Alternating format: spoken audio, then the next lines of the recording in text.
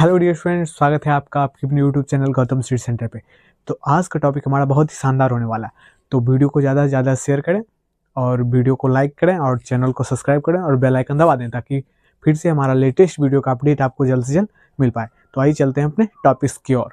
तो टॉपिक है, आज का टॉपिक हमारा दो चरों वाले रैखिक समीकरण। आज का टॉपिक क्या है? दो चरों वाले रैखिक समीकरण। उसका फॉर्मूला हम लोग देखने वाले हैं। तो उसमें क्या क्या देखेंगे हम लोग देखेंगे अनुपातों की तुलना, ग्राफी निरूपण और फिर बीजगणितीय निरूपण। क्लियर है? तो फॉर्मूला नंबर 1 क्या है? a1/a2 equal not equal to b1/b2। इसका मतलब क्या है?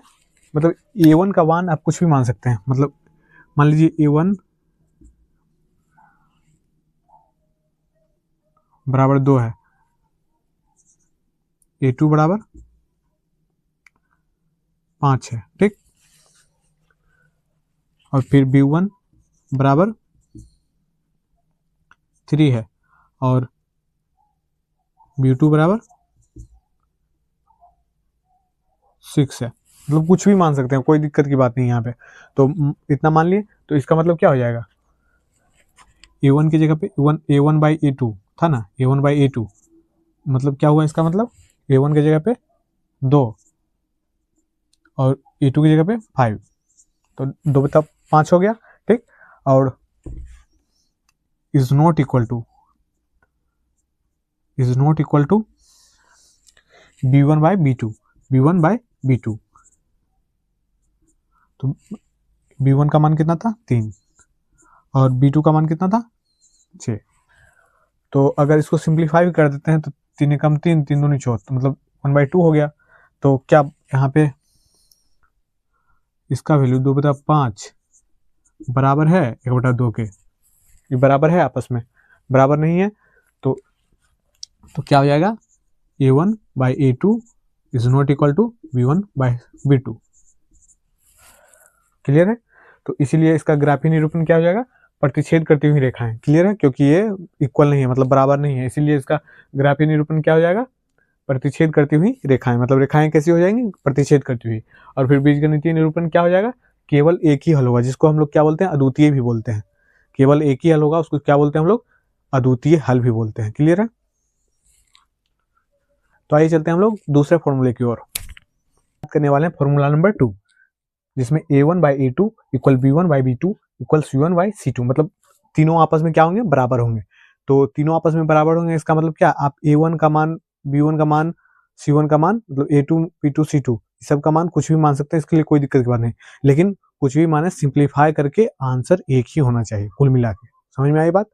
तो आइए देख लेते हैं कैसे। मान लीजिए कि a1 की जगह पे क्या है? मान लीजिए कि a1 3 है, ठीक, 3 है। मान लीजिए a2 क्या हो जाएगा? 6 मान लीजिए, ठीक। और फिर b1 मान लीजिए b1 5 है, ठीक। और b2 क्या है?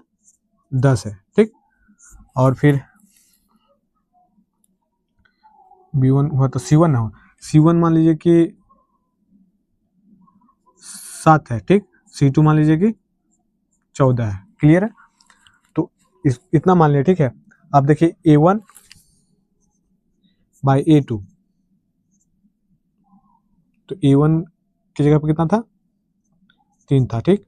और a2 कितना था? 6 था। a1 कितना था? 3 था और a2 कितना था? 6 था। तो लिख देंगे, जैसा था वैसे लिख दें। उसके बाद क्या था? ये b1/b2। तो b1 5 था और b2 कितना था? 10 था। उसी तरह से c1/c2, तो c1 7 था और c2 14 था। क्लियर है? तो अब इसको अगर सिंप्लीफाई कर देते हैं तो इसका आंसर मतलब सेम ही आना चाहिए। मतलब सिंप्लीफाई करके भी एक ही नंबर आए। जैसे कि देखिए 3 एकम 3, 3 दूनी 6, फिर 5 एकम 5, 5 दूनी 10, 7 एकम 7, 7 दूनी 14। तो देखिए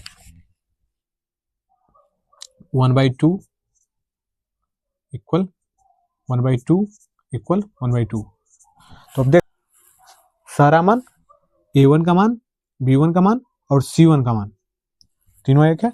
उसी तरह से A2 का मान, B2 का मान और C2 का मान, तीनों बराबर है। तो ग्राफीय निरूपण क्या हो जाएगा? संपाती रेखाएं हो जाएंगी। मतलब रेखाएं कैसी हो जाएंगी? संपाती हो जाएंगी। क्लियर है? और फिर बीजगणितीय निरूपण क्या होगा इसका? मतलब बीजगणितीय निरूपण क्या होगा इसका? रूप से अनेक हल, अपरिमित रूप से कैसा हल? अनेक हल हो जाएगा। क्लियर है? तो अब चलते हैं अगला। तो अब हम बात करने वाले हैं फॉर्मूला नंबर 3 का, जिसमें कि A1 by A2 equal B1 by B2 is not equal to C1 by C2। मतलब कि दो आपस में बराबर हैं लेकिन तीसरा बराबर नहीं है। क्लियर है? तो इसका ही एग्जाम्पल के साथ समझ लेते हैं। मतलब ए का मान कुछ भी रख लीजिए, A1 का मान कुछ भी रख लीजिए, जैसे कि 1 रख लेते हैं, ठीक। A2 का मान 2 रख लेते हैं, ठीक। उसी तरह से B1 का मान 3 रख लेते हैं, ठीक। और B2 का मान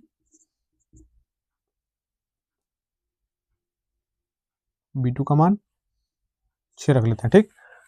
उसी तरह से फिर एक मान चलिए माइनस में भी लेके चलते हैं, क्योंकि ये सामान्य नहीं है ना, तो माइनस में भी लेके चलते हैं। तो मान लीजिए कि इसको C1 है, C1 और C2। तो C1 बराबर मान लेते हैं कि -4 था, ठीक। और -4 और -12 मान लेते हैं, ठीक। तो अब देखिए ये क्या हो जाएगा?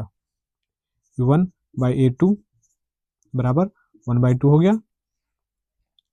उसी तरह से B1 बाई B2 बराबर 3/6 हो गया। मतलब कट फिट के क्या आया? 2 ही आया, 1/2 ही आया। तो आपस में ये दोनों आपस में बराबर हो गया। लेकिन C1 by C2, C1 by C2 -4/12, minus से माइनस गया, 4 एकम 4, 4 तिया 12। तो देखिए ये दोनों तो आपस में बराबर आ गया, 1/2, ये दोनों तो बराबर हो गया। लेकिन क्या C1 बाई C2 बराबर है? 1/3 है। तो इसीलिए क्या होगा? A1 बाई A2 बराबर B1 बाई B2। मतलब A1 बाई A2 और बराबर है B1 बाई B2 के। A1 बाई A2 बराबर है B1 बाई B2 के, लेकिन बराबर नहीं है किसके? C1 बाई C2 के। A1 बाई A2 बराबर B1 by B2 is not equal to C1 by C2। तो इसका ग्राफीय निरूपण कैसा हो जाएगा? समांतर रेखाएं कैसे हो जाएंगी? समांतर हो जाएंगी। और बीजगणितीय निरूपण क्या हो जाएगा? कोई हल नहीं। बीजगणितीय निरूपण कैसा हो जाएगा? कोई हल नहीं। क्लियर है? तो उम्मीद करते हैं आपको ये वीडियो अच्छी लगी होगी।